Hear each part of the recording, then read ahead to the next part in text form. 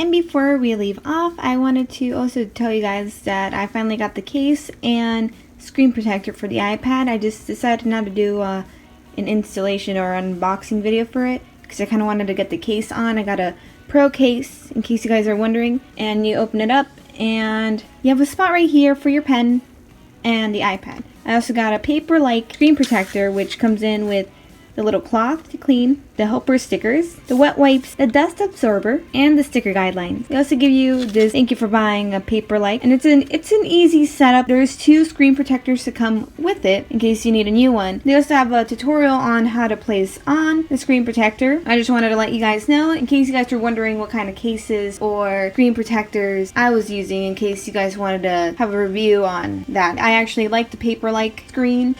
Thank you all for watching this video. If you liked it, please give a thumbs up. I used to watch Phineas and Ferb all the time. Perry the Platypus was my favorite character, along with Doofenshmirtz, which is like the best villain ever because, you know, he was really bad at being a villain. In the comment section, let me know if you ever watched this show or who your favorite character is. I'd love to know who you guys like from the show. Consider subscribing to my channel if you want to see more of my content. I've heard that some of you aren't getting notifications to my videos.